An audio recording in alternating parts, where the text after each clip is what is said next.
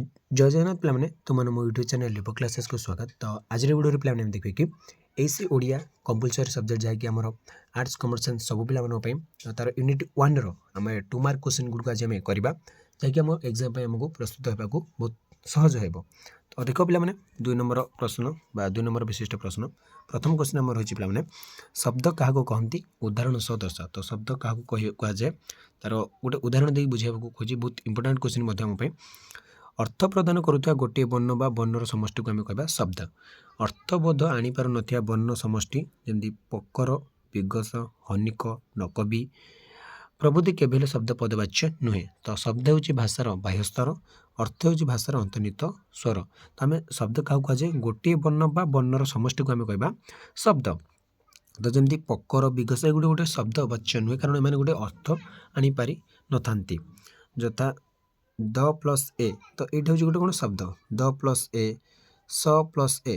तो the plus ए स plus अ दुटा मिसी जमी देश होती से भाव में सब प प्लस अ र प्लस ब प्लस अ त प्लस अ। तो पर्वत तो यहाँ हूँ अर्ब अर्बर सन्धि विच्छेद तर सन्धि विच्छेद और पर सन्धि विच्छेद। तो एमती सन्धि विच्छेद करवा ये गोटे गोटे वर्ण मिसी जमी द गोटे वर्ण ए गोटे वर्ण स गोटे वर्ण अ गोटे वर्ण एमती सब वर्ण गुड़िक मिसिकी आमर देश बोली गोटे शब्दटे तैयारी। तो ताको आम कहवा गोटे शब्द। तो बुझिले पे शब्द क्या कह शब्द गोटे उदाहरण देखीदे जमी भुवनेश्वर केमती होती देख भुवनेश्वर ये आमर गति तो सुंदर ये गोटे गोटे गोटे शब्द है। 2 नंबर क्वेश्चन देख ओडिया भाषार शब्दावली केते भाग विभक्त। ओडिया भाषार शब्दावली को 4 भाग विभक्त कर तत्सम तर्भव देशज और वैदेशिक ये भाव में 4 भाग में कौन विभक्त कर रूढ़ शब्द क्या कहती जो शब्द प्रकृति प्रत्ययगत अर्थ प्रकाश नक भिन्न अर्थ प्रकाश करते रूढ़ शब्द कहुए। तो जो शब्दटा प्रकृत प्रत्ययगत अर्थ न प्रकाश करी भिन्न अर्थ गोटे प्रकाश करते आम कह रूढ़ शब्द। जपरी व्याघ्र शब्द यही शब्दर प्रकृति प्रत्ययगत है जी विशेष रूपे आग्रहण करे आम कह व्याघ्र। मात्र व्याघ्र शब्दटी भिन्न अर्थ बुझाऊे हूँ हिंस्र जंतु विशेष। तो व्याघ्र कहले कौन बुझे ना जार जे विशेष रूपे आग्रहण करें आम कह व्याघ्र किंतु ये व्याघ्रटा कौन गोटे हिंस्र जंतु भाव ग्रहण करपरि वृक्ष शब्द यार प्रकृति प्रत्यय अर्थ हूँ जहाँ को छेदन कराए कि गच को बुझाई तो आम कह सब रूढ़ शब्द जार गोटे भिन्न अर्थ प्रकाश कर प्रकृति प्रत्ययगत अर्थ न प्रकाश नक गोटे भिन्न अर्थ प्रकाश कले आम कह रूढ़ शब्द। 4 नंबर क्वेश्चन देखिए पे जोग रूढ़ शब्द क्या कहुए ना जो शब्द व्यक्तिगत अर्थ वस्तु बुझेगा संभव हेले से गोटे गोटे मात्र वस्तु बुझे ताको आम कह जोग रूढ़ शब्द। यथा पंकज यार व्यक्तिगत अर्थ है पंकरुजात विभिन्न पदार्थ जात है सुधा पंकज कहले पद्म फूल को बुझे था पे। तो आम जो पंकज गोटे वार्ड देखा तो पंकज आम डायरेक्टली फूल पद्म फूल ही बुझे कि माने पंकज माने कौन जे पद्मर जात है कि पंकर विभिन्न पदार्थ जात हो अन्य कौन पदार्थ को मन रखुने पंकज कहीदे पद्म फूल ही आम बुझाऊे तो आम कह जोग रूढ़ शब्द। तो जुग्म शब्द क्या कहुए ओडिया भाषा 2टी शब्दर संजोग केतेक शब्द गठित होता है या जुग्म शब्द बोली कहुए। 2टी शब्दर संजोग केते गुड़े शब्द गठित होता है ताको आम कह जुग्म शब्द। तो जुग्म शब्दर अन्य नाम है जोड़ी शब्द जमती आशा भरोसा टंका पैसा हाट बजार धान चाउल कली कजिया लिपा पोछा लाभ क्षति बंधु बांधव झगड़ा झाटी पढ़ापढ़ी ठक ठक एगुड़ी हूँ गोटे गोटे कौन ना जुग्म शब्द। यौगिक शब्द क्या कहती आ गोटे देला बहुत बड़ा इंपोर्टाट क्वेश्चन ना प्रकृति प्रत्ययगत अर्थ को जो शब्द प्रकाश करें आम कह योग्य शब्द।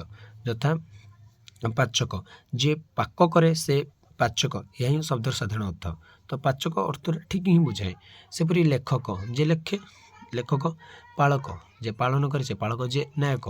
तो यह भाव गोटे गोटे प्रभृति शब्द गुड़िक आमर योग्य शब्द भाव में ग्रहण कर। तो 7 नंबर क्वेश्चन देखिए पे ओडिया शब्दर केतोटी रूप अच्छी। तो ओडिया शब्दर 2टी रूप अच्छी गोटे आंगिक अन्यटी हूँ आत्मिक। आंगिक शब्द गोटे हूँ आत्मिक शब्द बा आत्मिक रूप 2टी रूप अच्छी। तो आंगिक एवं आत्मिक आंगिक रूप शब्दटी को आम आखिरे जो रूप से देखू ताहा तार आंगिक बा बाह्य रूप जेपरि सामाजिक को आम सामाजिक पढ़ू है। तो सेटा हूँ आम कौन आंगिक रूप बा बाह्य रूपटा। आत्म रूप क्या कह पे प्रत्येक शब्द सृष्टि पछरे किसी कारण बा अर्थ रही शब्दर व्युप्ति और अर्थ यार आत्मिक रूप जेपरि सामाजिक समाज युक्त एक अर्थात मनुष्यर गोष्ठीगत भाव जो विचार ग्रहण करे ताको आम कहबा सामाजिक। तो एभली भाव गोटे आत्मिक रूप देखिले एवं आंगिक रूप आम देखिले। वचन क्या कहते देख पे जहाद्वारा वस्तु बा प्राणीर संख्या गणन कर जना पड़े ताको वचन कहुए। मात्र ओडिया भाषा दुईटी वचन अच्छी यथा एक वचन और बहुवचन। तो 9 नंबर क्वेश्चन देखिए पे पुरुष जाति और कविर स्त्रीलिंग लेख। तो पुरुष जाति हूँ नारी जाति और कविर हूँ नारी कवि। एक वचन दुईटी उदाहरण दियो खंडीए बही और गोटे जिनस एक वचन दुईटी उदाहरण। बहुवचन क्या कहुए जो शब्दर व्यवहार द्वारा वस्तु बा प्राणी संख्या एक रु अधिक बोली जना पड़े। ये तो गोटे मन रखिद पे गोटे वार्ड एक रु अधिक बोली जना पड़े ताको आम कह बहुवचन। जमी गछ गुड़िक लगागला पिला माने खेलिले पिला गोटे पिला माने अनेक पिला लोके ठीक नेता बाछिले लोके माने जड़े लोक नुह बहुत लोके मिसिकी। तो तापर देखिए पे 12 नंबर क्वेश्चन वचन क्या कहती यह केते प्रकार जहाद्वारा वस्तु बा प्राणी संख्या गणना कर पड़े ताको आम वचन कह जमी पूर्व आम देखी एक वचन एक रु अधिक बहुवचन। एक वचन और बहुवचन क्या कहते सर बारंबार से गोटे क्वेश्चन रिपीट कर कि नहीं। तो एक वचन कहना ना जो शब्द व्यवहार द्वारा वस्तुर बा प्राणीर गोटे बोली जना पड़े ताको आम कहबा एक वचन जमी कुकुर घरटे मु छात्रटी एगुड़ी गोटे गोटे किंतु प्राणीर संख्या जो एक रु अधिक जना पड़े से कह बहुवचन। जमी आंभे मैंने अनेक गुड़ी आम 2 रु 3 4 5 मे भी 100 1000 लक्ष हो पारती। लोक आसीजे मैंने कौन आसीजे केते जन आसीपर एमती आम कहीपर ना। चढ़ई उड़ीगले केते जन चढ़ई केतोटी चढ़ई आम जाने। तो से भाव में से गुड़ आम कह बहुवचन। 14 नंबर क्वेश्चन को जी पे पुरुष को केते भाग में विभक्त कर।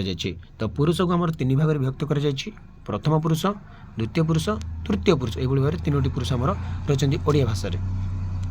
व्यंगर 2टी शब्द लेख प्रति प्रति शब्द व्यंग दर्दुर भेक मुंडुक। तो ये 3टी मन रखिदेव। अग्निर 2टी शब्द लेख प्रति शब्द जो कहते अन्नल चित्रभानु।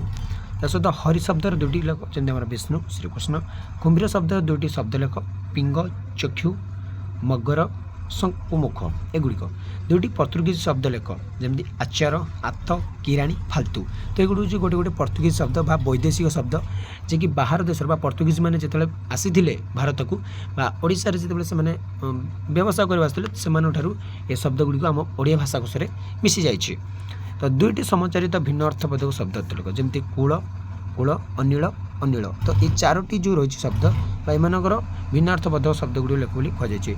कूलर हूँ वंश कूल हूँ नदी तट अनिल हूँ पवन अनिल रोचे जहाँ नील नुहे। तो ये भाव में रही।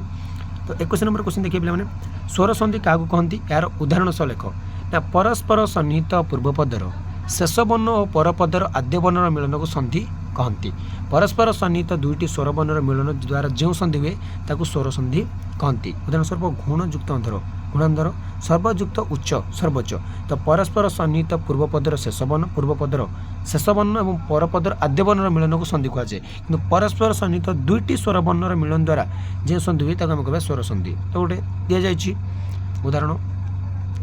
तो 22 नंबर क्वेश्चन देखिए पे व्यंजन संधि क्या खोजी तार उदाहरण सह लेख। तो परस्पर सन्निहित व्यंजन वर्ण सहित स्वर कि व्यंजन वर्णर मिलन को आम व्यंजन संधि तथा दिग्युक्त अंत अंत। तो यहाँ और स्टार्ट होती तो यहाँ गोटे स्वर वर्ण। तो दिगंत आसला उद्युक्त छेद उच्छेद। तो जो छेदटा छोरु स्टार्ट होती व्यंजन वर्ण। तो तापर आम 23 नंबर क्वेश्चन देखिए पे 2टी विसर्ग संधिर उदाहरण दियो। पदर र स स्थान विसर्ग हुए उदाहरण पदर। तो से गोटे रटा जो से स स्थान नियुक्त धन निर्धन पुनः युक्त उक्ति माने अ जगह तो से र स स्थान विसर्ग हुए। तो देखिले पे 23 नंबर क्वेश्चन। 24 नंबर पे क्वेश्चन देखिए पे तो देख शब्द गठन धारा आम क्यों क्यों शब्द को नहीं था। शब्द गठन धारा आम प्रतिशब्द समचारित शब्द विपरीतबोध शब्द समार्थबोध शब्द आदि नहीं था। तो से आम 25 नंबर क्वेश्चन देखिए पे 4टी तत्सम शब्द लेख। तत्सम पे कौन संस्कृत शब्द सहित सामान जमी नदी ग्राहक गोष्ठी मृत। 4टी देश शब्द लेख एगुड़ी पे मन रख। ये 4टी जो देती ये 4टी देख मुझे कहीदे पे ये 4टी बहुत मन रख कारण यू ही तुम बहुत किसी माने 1 मार्क हो पार 2 मार्क हो पार 5 मार्क मैं जो क्वेश्चन आसो ओडिया भाषा जो केते प्रकार रही कौन कौन जो रही तत्व तत्सम देश जो वैदेशिक से 4टी भितर ये मैंने कौन उदाहरण गुड़ बहुत इंपोर्टाट रही। नହେले एमती क्वेश्चन पचारि करोड़ गोटे केउं भଳି शब्द से गोटे आमर देश शब्द तो ये चारोटी मन रखिदेव तो तापर आम देखिए पे 29 नंबर क्वेश्चन केशर समार्थबोधक शब्द लेख चिकुर बाण तो केशर कहले आम ये दुईटी शब्द को आम बुझा तो आज भी पे क्लास को मुझे रखुच्छी परवर्ती क्लास देखा ग विभाग जैक 5 नंबर विशिष्ट प्रश्न रोचे जय जगन्नाथ।